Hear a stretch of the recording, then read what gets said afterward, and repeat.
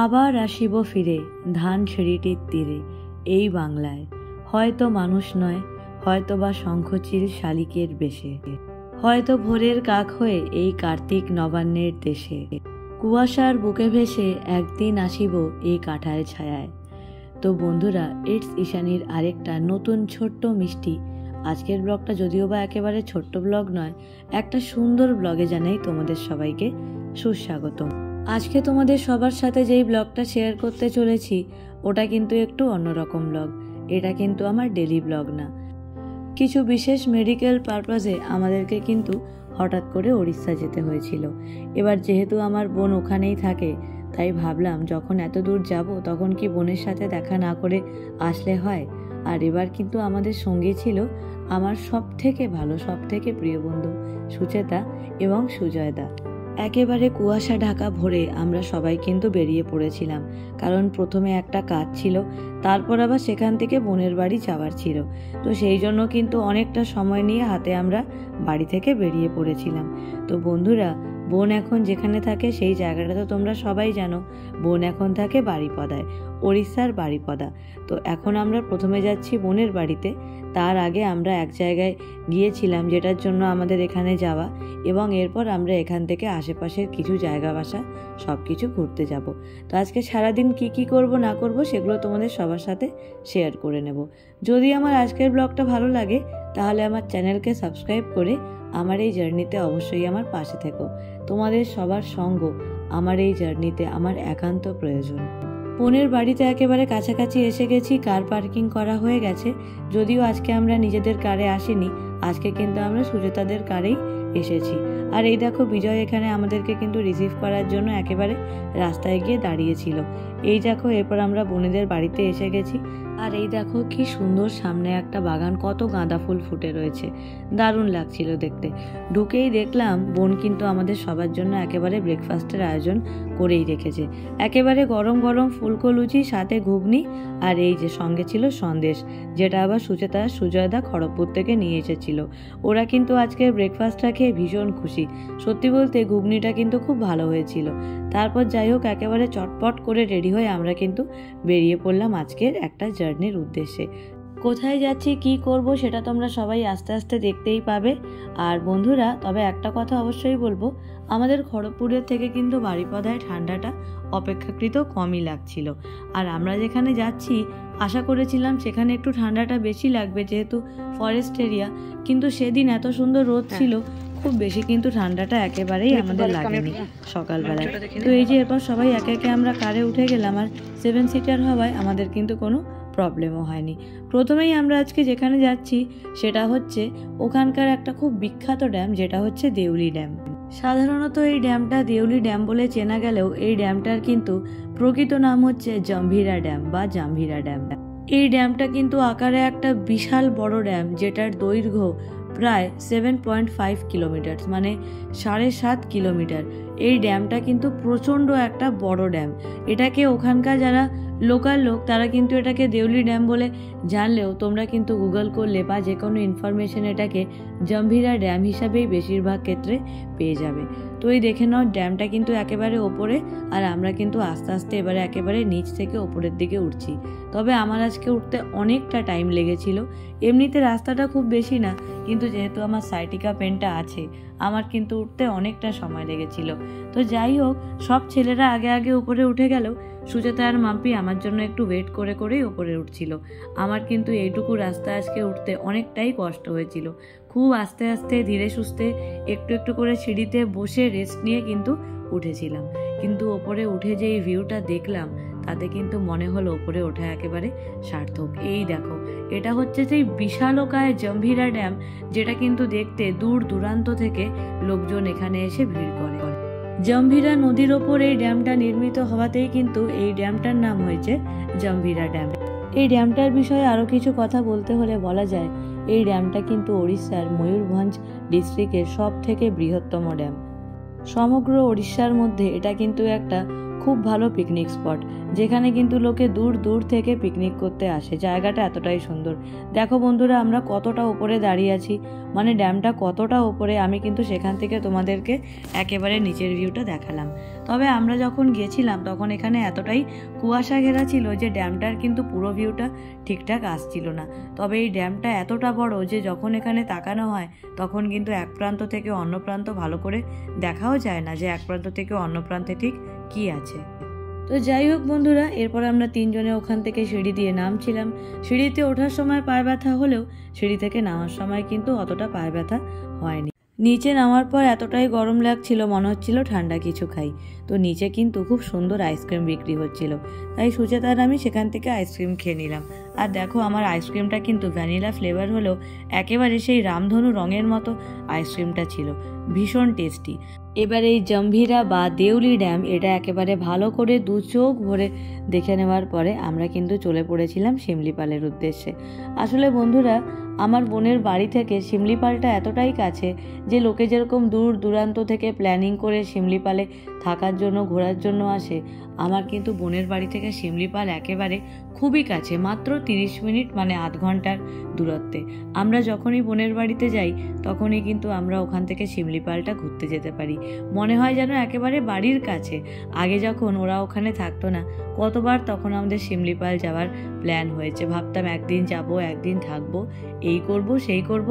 এখন এতটা কাছে হয়ে গেছে, যখনই ওখানে যাই মনে হয় যেন একেবারে বাড়ির কাছের কোনো মার্কেটে গিয়ে ঘুরে আসা হচ্ছে, ব্যাপারটা এরকমই। তো এই দেখে নাও, আমরা কিন্তু আবার থেকে শিমলিপাল ইকো কটেজে এসে গেছি। আর হ্যাঁ বন্ধুরা, তোমরা কিন্তু যারা এখনো আমার আগের শিমলিপাল ব্লগটা দেখোনি, তাদের উদ্দেশ্যে বলবো আর দেরি নয়, একেবারে ঝটপট যাও আর গিয়ে আমার শিমলিপালের পুরো ব্লগটা দেখে ফেলো। শুধুমাত্র শিমলিপাল না, শিমলিপালের সঙ্গে সীতাকুণ্ড, বালিডিহা ড্যাম, আরও অনেক কিছু। তোমরা কিন্তু আমার শিমলিপাল ব্লগটাকে প্রচুর ভালোবাসা দিয়েছো। আর আজকে কিন্তু আমি সারাদিন কী করলাম সেগুলো শেয়ার করেছি, কিন্তু এর আগের ব্লগে তোমরা কিভাবে ওখানে যাবে, কোথায় কি করবে, কিভাবে থাকবে, কি কন্ট্যাক্ট নাম্বার, আমি কিন্তু সব কিছু শেয়ার করেছিলাম। তো আমি তোমাদের সবাইকে বলবো, যারা এখনও আমার এই ব্লগটা দেখোনি তারা অবশ্যই এই ব্লগটা দেখে নিও। তাহলে বন্ধুরা, এই দেখো আমরা এখানে এসে গেছি। আর আমরা যখন আগের বার এসেছিলাম তখন কিন্তু রিসর্টটা একেবারে ফাঁকা ছিল, কারণ তখন কিন্তু আমরা বর্ষাকালে এসেছিলাম। তোমরা তো জানোই, শীতকাল মানেই বাঙালির কিন্তু একটু ঘুরু ঘুরু, একটু বেরু বেরু। তো এখানে এসে দেখলাম কলকাতা থেকে কিন্তু অনেকে এখানে ঘুরতে এসেছিল। সমস্ত কটেজেই প্রায় লোকজনদের ভিড়। তো যাই হোক, আমরা কিন্তু এখানে নাইট স্টে করবো বলে আসিনি, কারণ যেহেতু আমাদের পরের দিন সকালেই এখান থেকে বেরিয়ে যেতে হতো। আমরা ঠিক করেছিলাম যে সারাদিন শিমলিপালে থাকবো, ওখানেই খাওয়া দাওয়া করব, ওখানেই একটু ঘুরবো বেড়াবো, তারপর আবার ওখানে সন্ধ্যার সময় বনফায়ার হয়ে গেলে আমরা আবার কিন্তু বাড়িতে চলে আসব। বাড়িতে এসে একটু গল্প দেবো, একটু আড্ডা মারবো, এই সব করে কিন্তু দিনটা কাটাবো। আর দেখো, সবাই এখানে এসে এতটাই টায়ার্ড হয়ে গেছি, প্রথমেই সবাই এসে কিন্তু একটু শুয়ে গেছিলাম, মানে একটু জিরিয়ে নিচ্ছিলাম। আর যাই হোক, ওই 5-10 মিনিট একটু জিরিয়ে নিতে নিতে এখানে কিন্তু আমাদের চা কফি সব একেবারে এসে হাজির। আর বন্ধুরা, একটা কথা বলি, এখানে কিন্তু চা আর কফি দুটো একেবারে মারাত্মক লেভেলের সুন্দর করে। তোমরা যারা এখানে গেছো বা যারা যাবে সবাইকে বলবো, এখানের চা কফি দুটোই কিন্তু ট্রাই করবে। এত সুন্দর বানায়, মানে ওই শীতকালে গরম গরম চা আর কফিটাকে যেটুকু আমাদের সবার একটু মাথা ব্যথা হচ্ছিল সেটুকু কিন্তু একেবারে আমাদের সবারই কেটে গেল। এই দেখে নাও, বোন ছাড়া এখানে কিন্তু সবাই চা খাবে। তো যাই হোক, এখানে আমাদের চা কফি সব একেবারে রেডি। একটা কফি সুচেতার, আর বাকি আমাদের সবার জন্য চা। আর এই যে তোমরা এই খুদে বাচ্চাটাকে দেখছো, এই যে একটা আমাদের গুবলু বাচ্চা, এরকম কিন্তু এখানে 3টা বাচ্চা ছিল। একটা জিনিস আমার এই ইকো কটেজের লোকজনদের বা এখানকার লোকজনদের বেশ ভালো লাগে, এরা কিন্তু সবাই পশু পাখিদের ভীষণ ভালোবাসে। আর আমরা যে 6 জন আজকে এখানে গেছি, আমরা 6 জনেই কিন্তু প্রচণ্ডভাবে অ্যানিমাল লাভার। এই দেখো, এখানে কিন্তু একটা বাচ্চা এসে বিজয়ের কাছে আদর খাচ্ছে, আবার সুজয়দাও এখানে একটা বাচ্চাকে আদর করছে। আর ওরাও এত আদর খেতে ভালোবাসে, ওরা কিন্তু আমাদের কাছে সবাই খুব সুন্দর আদর খাচ্ছিল। আর আমাদের এত ভালো লাগছিল, সত্যি বলতে মন চাইছিল ওদেরকে একেবারে নিয়ে যেন বাড়ি চলে আসি। আর এই যে তোমরা হাঁস দুটোকে দেখছো, এই হাঁস দুটো কিন্তু সারাদিন শুধু খেলতে থাকে, স্নান করতে থাকে। মানে এই হাঁস দুটো কিন্তু এখানকার একটা বলতে পারো প্রধান আকর্ষণ। তোমরা যখনই এখানে ইকো কটেজে ঢুকবে, তোমরা কিন্তু প্রথমে ঢুকেই এই সুন্দর সুন্দর দুটো হাঁসকে দেখতে পাবে। এই দেখো গাছে এখানে খুব সুন্দর একটা পেন্টিংও করা ছিল। আর এরপর কিন্তু আমাদের লাঞ্চ একেবারে রেডি। এখানকার রান্না বান্না এত ভালো যে তোমাদের কি বলবো, ভীষণ ভালো। তবে আমরা কিন্তু এখান থেকে রান্নাটা অর্ডার দিইনি, আমাদের কিন্তু রান্নাটা অন্য জায়গা থেকে এসেছিল। আমরা কিন্তু এখানে বসে সেটা খাচ্ছিলাম। মেনুতে আজকে ছিল বড়ি ভাজা, পোস্ত বাটা, ডাল, মাটন, মাছের ঝাল, সঙ্গে ছিল পাঁপড়, মিষ্টি, আরও অনেক কিছু। প্রথম পর্যায়ে যেগুলো আসার সেগুলো এসে গেছিলো। আর মাম্পিকে তো জানোই, মাম্পি একটু আবার মাটন দেখলে কিন্তু খুশি হয়ে যায়। তবে মাম্পি খুশিটা মুখে দেখাচ্ছিল, মনে মনে কিন্তু সবাই খুব আনন্দ হয়ে গেছিল। আসলে এরকম জঙ্গলের মধ্যে ইকো কটেজে বসে এত সুন্দর সুন্দর রান্না পেলে কে না খুশি হয়। আর এই দেখো, কথা বলতে বলতে এখানে কিন্তু আমারও খাবার একেবারে রেডি। মানে আমরা সবাই কিন্তু একদম লাঞ্চের জন্য একেবারে চাতক পাখির মতো আশায় ছিলাম। সবার এতটাই খিদে পেয়েছিল, লাঞ্চটা দেখে কিন্তু খুব ভালো একটা রিফ্রেশমেন্ট ফিল হচ্ছিল। এই দেখো, এটা আমাদের আজকের মেনু। তবে একটা কথা বলতে পারি, এটা কিন্তু আমাদের গতানুগতিক বাঙালি রান্নার থেকে অনেক আলাদা। আমি অবশ্যই বলবো, যে রাঁধুনি তার হাতে কিন্তু অসাধারণ স্বাদ আছে। এত সুন্দর সমস্ত আইটেমগুলো হয়েছিল, সব রান্নাগুলো এত ভালো হয়েছিল, মন চাইছিল যে আরও খেয়ে যাই। সবাই কিন্তু আনন্দে আনন্দে ডেলি যেরকম খাই সেটার থেকে আরও কিন্তু অনেকটা আমরা বেশি খেয়ে ফেলেছিলাম। বহুত জ্বালাচ্ছে আজকে, বহুত জ্বালাচ্ছে। বলছি আমি এখন উঠছি না, আর 2 মিনিট, আর 2 মিনিট করতে করতে 2 ঘন্টা হয়ে গেছে। চল চল, আর 2 মিনিট। এদের যদি এদের মতো লোকজন থাকে না, কেউ কোনোদিন একটু আরে যেটার জন্য এসেছি সেটাই তো পারবি না, চ শান্তিতে ঘুমাতে পারবে না। চল, যদি এদের মতো লোকজন থাকে না, কেউ কোনোদিন শান্তিতে ঘুমাতে পারবে না। কে ডায়লগ দিয়েছিল? 2 মিনিট মানুষকে শান্তিতে শুতে দিচ্ছে না। এই দেখ, এই আবার বলছে কি এখন ট্রি হাউস উঠবো। আমি কি এখন সীতাকুণ্ডের উপর পাহাড়ে উঠে যাবো, তখন দেখবে কি আমাকে পাহাড় থেকে নাম। হ্যাঁ, রিলস বানাবি? নেটওয়ার্ক আসছে না, রিলস বানাবো। হ্যাঁ, পাতা তুই ওর পাতা বলে শুয়েছিস কি? তোর যাবি না কোথাও ঘুরতে? ওটাও ওকে ওটাও যাবে না ঘুরতে সুজাদা? চ উঠলে তো যাবো। আর ও তো খালি কখন থেকে ঘুমিয়েই যায়। ও ঘুমিয়ে ও জেগে গেছে।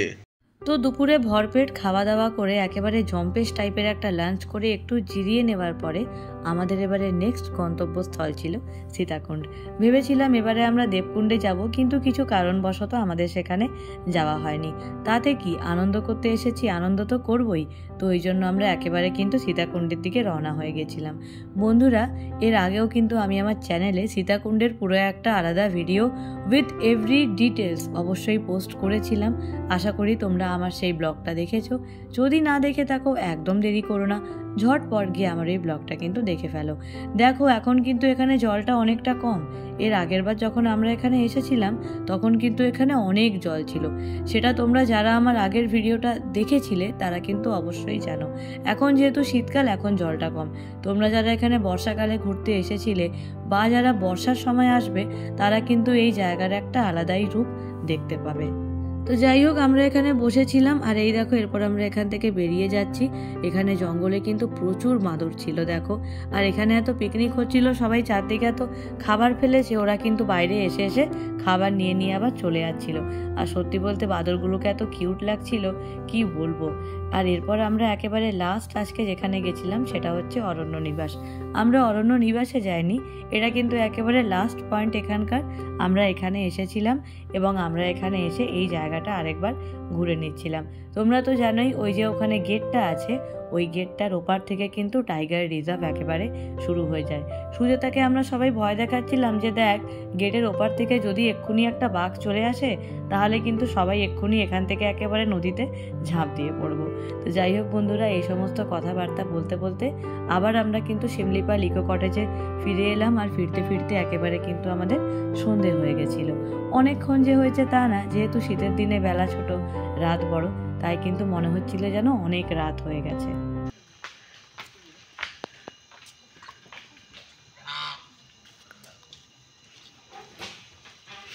কত জিনিস নিয়ে আসছিস তুই?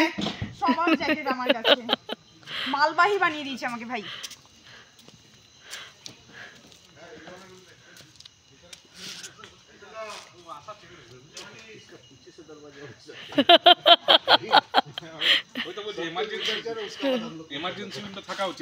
তোমরা দুজন হচ্ছে বেরাও না কেন? তোমরা দুজন হচ্ছে, হ্যাঁ বলো কেমন অভিজ্ঞতা বলো। তোমাদের রোগা দেখে আমরা পিছনে বসতে দিয়েছি যাতে তোমরা কমফোর্টেবলি বসতে। ভালো লেগেছে তো বলো?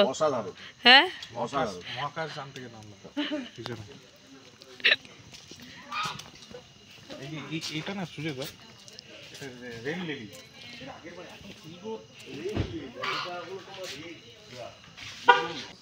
কিন্তু মাইয়াটা মাই গুডলি বাবা, মাই পুতলি, মাই পুতলি। কি করিস তোরা এই জুতোগুলোকে দেখে খুব মজা পাস না? কি সুন্দর দাঁড়িয়েছে দেখো। এই এই এই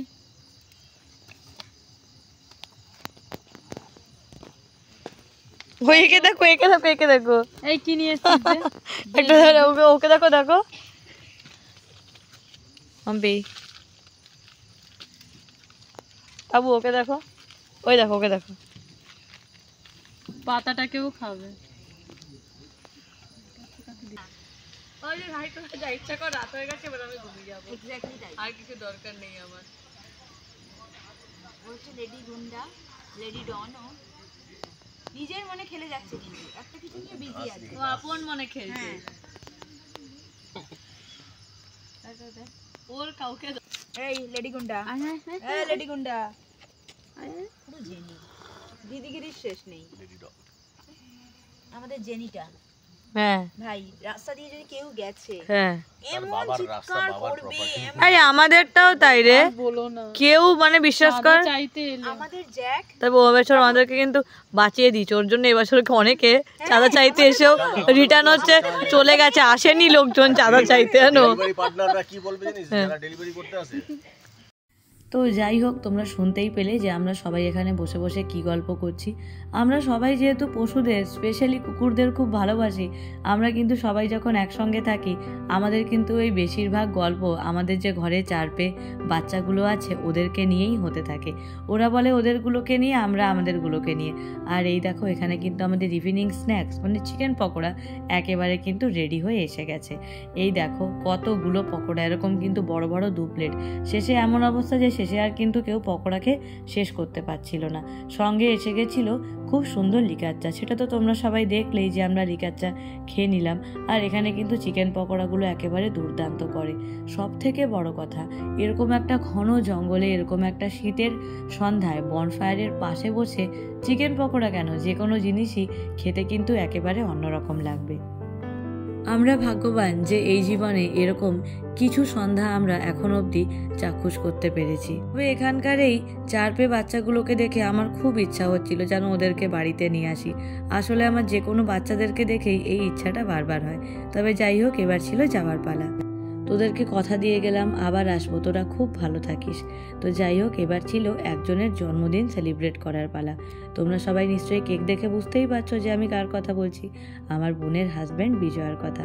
বিজয় কিন্তু খুব অল্প দিনেই আমাদের সবার সাথে এত ভালোভাবে মিশে গেছে, মনে হয় যেন ওর সাথে আমাদের কয়েক বছরের পরিচয়। ওর জন্মদিন যদিও বা একদিন আগে হয়ে গেছিল, কিন্তু আমরা সবাই একদিন পরই ওর জন্মদিনটা কিন্তু সেলিব্রেট করছিলাম। সত্যি বলতে ভীষণ আনন্দ হচ্ছিল যে আজকের দিনে আমরা সবাই এইভাবে একসঙ্গে আছি। তো যাই হোক, চলো এরপর তোমরা সবাই আমাদের সঙ্গে ওকে হ্যাপি বার্থডে উইশ করো। Happy birthday to you, happy birthday to you, happy birthday dear Bijoy, happy birthday to you.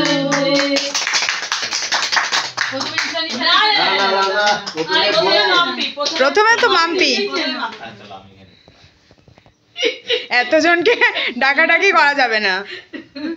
মাম্পির কিন্তু মনে হচ্ছে যে আমাকে আগে দেওয়া উচিত, পরে কিন্তু ওকে বলতো আমি দেখছিলাম তুমি কি করো, দাও কিনা, দাও কিনা আমাকে আগে, ঠিক আছে। আর বিজয়কে আমাদের আগে খাওয়ানো উচিত। বিজয়, তোমাকে আমাদের আগে কিন্তু খাওয়ানো উচিত।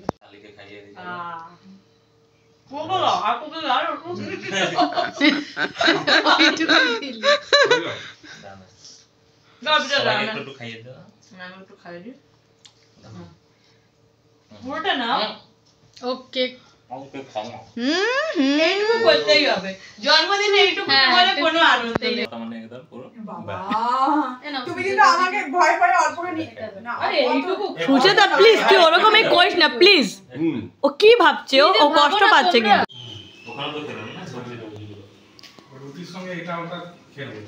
কেমন হয়েছে আজকে মাটনটা? মাম্পি আজকে রান্না করেছে তোমাদের সবার জন্য এত ভালো করে।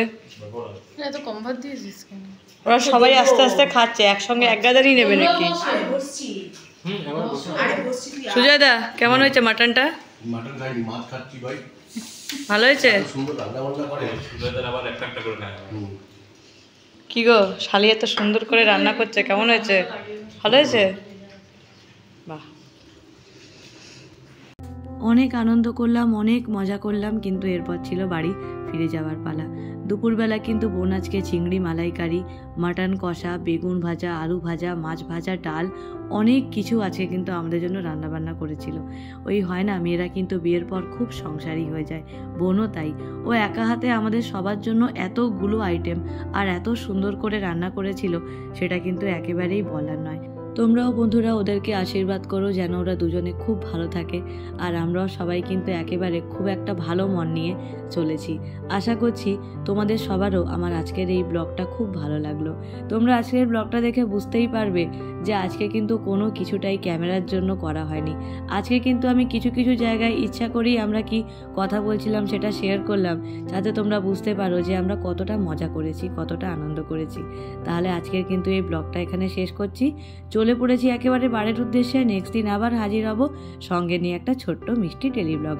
সবাই খুব ভালো থেকো, সুস্থ থেকো, আর দেখতে থেকো ইটস ঈশানী। টাটা।